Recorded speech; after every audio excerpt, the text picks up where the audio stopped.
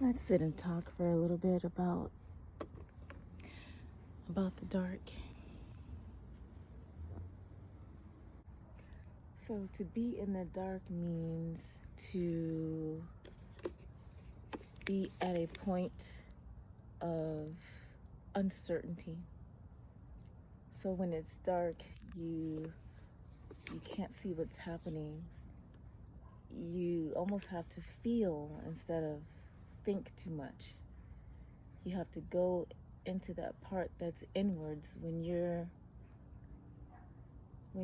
inwards, it's darkness. When you close your eyes, what do you see? You see darkness.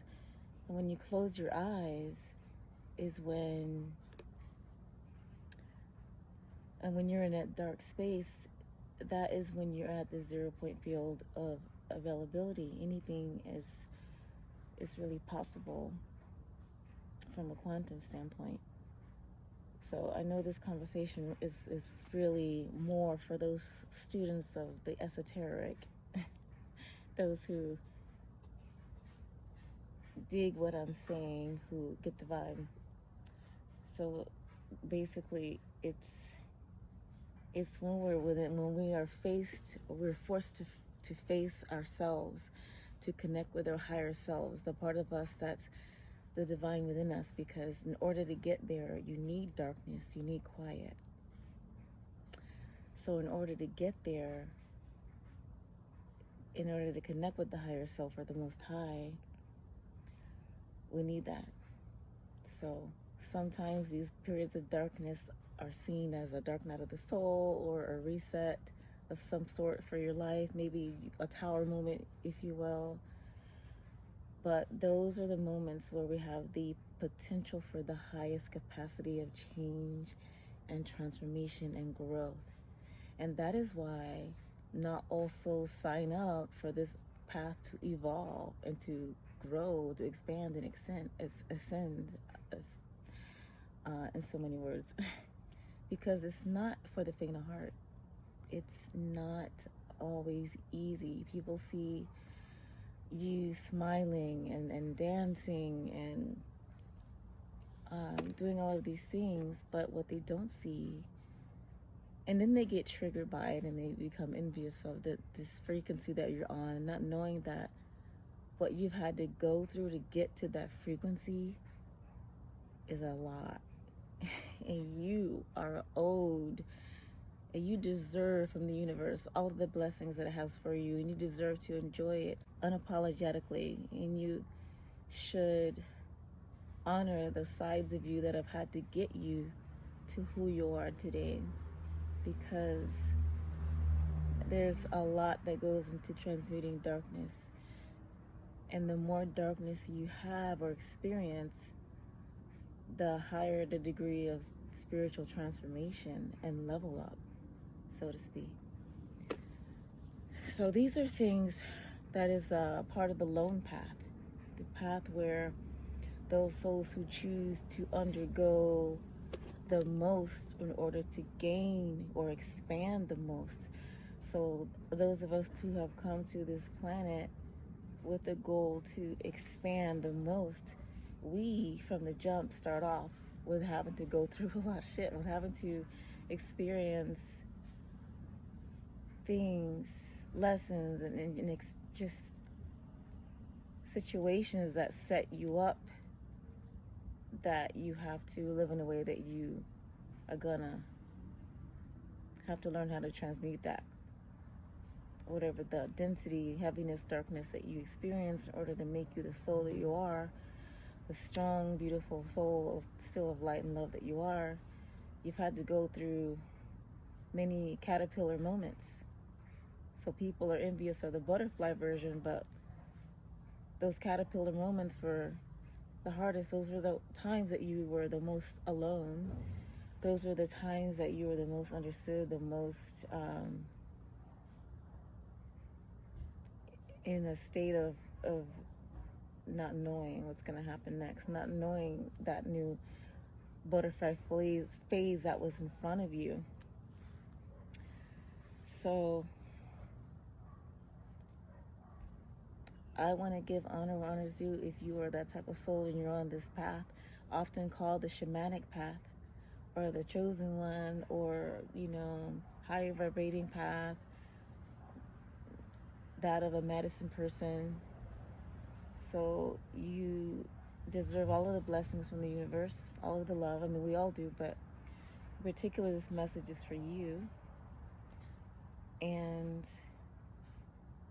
if you find yourself in a period of the dark, this does happen more than one time on this path, what you would call a dark night of the soul, or a tower moment, or something like that. But by the time you've gone through, more than one or so, it actually becomes not so heavy. It becomes more of an opportunity that you were growing in a brand new way, and you're on your way to a higher, better version of yourself, a happier version of yourself, a self that manifests the things that it wants from life, that you want from life. And we are blessed to have communities, whether they're in person or online, that we can gather this support and the reciprocity of positive energy. So those are things that we should be grateful for as well. I didn't want to make this video too long. I just wanted to do an indigenous teaching about the darkness. And this is a void phase of life. Voids are viewed as being negative, but it's really just semantics. Nothing is really good or bad. It's everything that is happening, whether you perceive it to be positive or negative, is indeed for your growth. And that's what you signed up to be here for.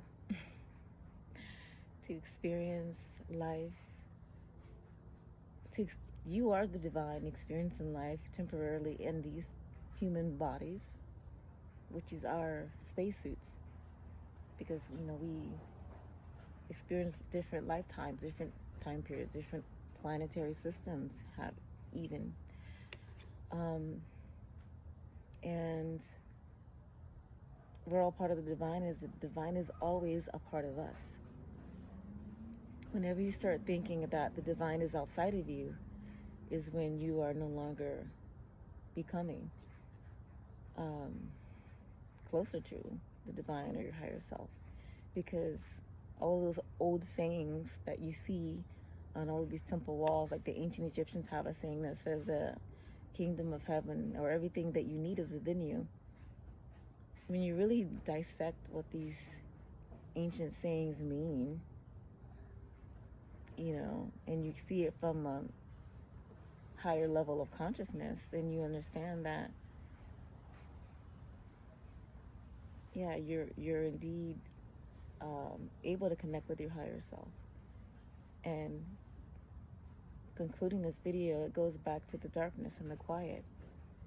When you quiet your mind, and when you can sit in the darkness of the quiet, are those moments that you can connect more. So that's why they always say prayer is best in the morning, meditation best in the morning, journaling, all of those things.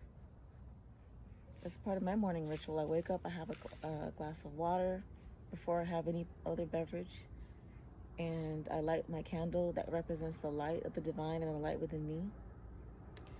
And I just allow my thoughts to connect with my higher self, or to connect with the universe.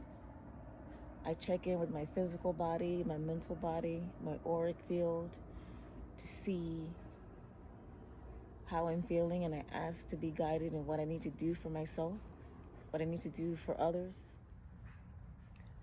I check in to see if I need to rest or if I need to be active. And mostly I just allow my thoughts to, my mind to be empty. We're so used to our minds being busy all the time. Our body's busy all the time. We don't have time to even just be.